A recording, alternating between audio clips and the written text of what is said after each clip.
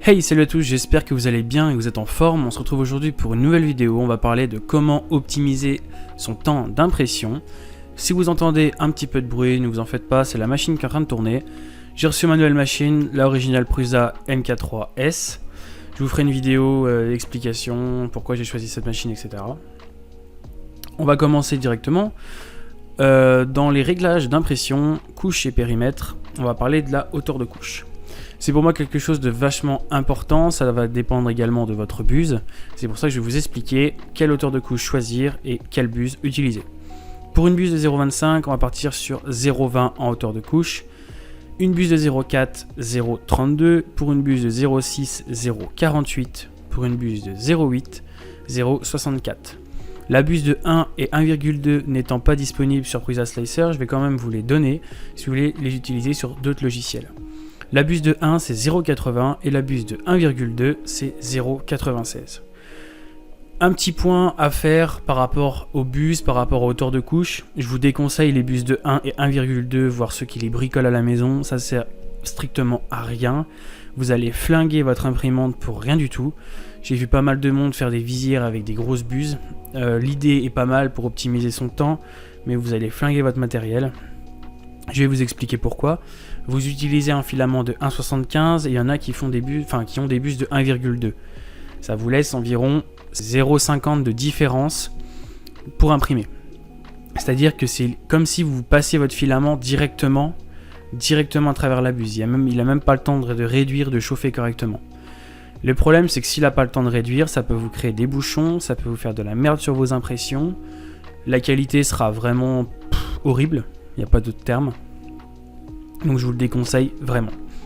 On va parler également du remplissage, qui est pour moi aussi important. La densité du remplissage, généralement, je ne dépasse pas 15%. Je reste entre 5, 10 et 15. Pour des projets un peu plus complexes, qui demandent un peu plus de solidité, je monte à 30, voire 40, ça dépend. Là, je suis en train d'imprimer une imprimante 3D, donc une imprimante qui est un petit peu unique entre parenthèses. Elle a une spécificité, ça je vous l'expliquerai un petit peu plus tard quand ce sera terminé, monté et calibré. Pour le motif du remplissage, on va partir soit sur ligne, soit sur grille, qui sont pour moi les deux motifs les plus rapides à imprimer et les meilleurs. Sinon, vous avez également le mode triangle qui est pas mal, ou le classique, le rectiligne. Mais là, vous allez ajouter quelques minutes à votre temps d'impression. C'est à vous de choisir. Ensuite, on va parler de la largeur d'extrusion. Donc, dans l'onglet avancé, la largeur d'extrusion par défaut. Ça, si vous mettez 0, Prusa Slicer va automatiquement calculer la largeur d'extrusion optimale par rapport à votre buse. Pour moi, il est important de suivre le slicer, de ne pas prendre des valeurs au pif. Moi, j'ai laissé d'origine parce que c'est quand même des paramètres qui sont relativement importants. Donc dans cette partie-là, je ne touche à rien. Si vraiment vous voulez voir des différences, je vous conseille de mettre 0 et vous allez voir ce que le slicer va vous conseiller. Mais généralement, c'est à peu près comme moi, 0,5 c'est parfait. Les réglages que je suis en train de vous parler, c'est des réglages, c'est des conseils. Après, c'est à appliquer chez vous. Je veux dire, c'est par rapport à votre machine, par rapport à votre matériel. Moi, sur une Prusa, je suis parti des réglages de base et j'ai un petit peu travaillé dessus et augmenté 2-3 trucs et par rapport à mes connaissances. Voilà. Mais c'est quand même des choses qui restent très connues dans le monde de l'impression 3D. Donc, je pense que cette vidéo s'adressera principalement à un public débutant, voilà, qui ne sait pas trop quel réglage toucher. On va parler également des couches variables. J'avais fait une vidéo, je crois que c'est l'épisode 3 ou 4. Donc je vous conseille d'aller voir la vidéo. Regardez au-dessus à droite, c'est un petit lien qui apparaît.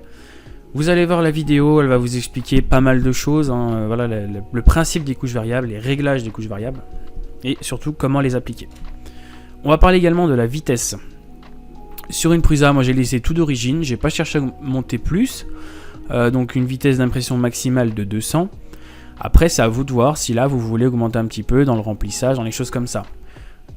Si vous connaissez votre machine, modifiez les réglages. Si vous ne la connaissez pas, familiarisez-vous avec. Et après, vous pourrez modifier à des réglages de vitesse. Parce que là, si vous modifiez, vous mettez trop haut, dites-vous bien que vos impressions, elles seront pratiquement ratées. Voilà. J'ai fait le tour, je pense. J'ai à peu près tout dit, ce que j'avais à dire. C'est ma méthode. Hein. J'ai pas vraiment suivi ce que peuvent dire les autres ou quoi. Voilà. Pour moi, c'est les paramètres qui sont le plus importants. J'espère que ça vous a plu, que vous avez appris pas mal de choses. D'autres vidéos vont bientôt arriver, par exemple sur la rétraction. Donc j'ai déjà fait les tests, il ne me reste plus qu'à faire la vidéo pour vous en parler et vous présenter les réglages. Il y a aussi une vidéo sur l'ABS et le TPU qui devrait arriver.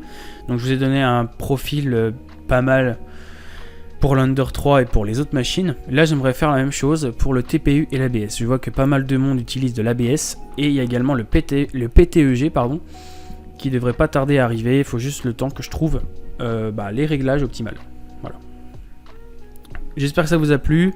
N'hésitez pas à laisser un commentaire, à mettre un like et à vous abonner. Énormément de monde me suivent sur Facebook. On a le groupe Prusa Slicer francophone. La chaîne a énormément augmenté grâce à vous. Vous êtes plus de 430, ça fait énormément plaisir. J'espère que vous apprenez plein de choses, que vos impressions s'améliorent. Si vous avez la moindre question, n'hésitez pas à la dire en commentaire, bien sûr. Et de me dire en commentaire également si ces petites choses vous ont plu et si vous avez pu réduire votre durée d'impression. Moi, c'est tout pour moi. Je vous dis à la prochaine. Bonne journée.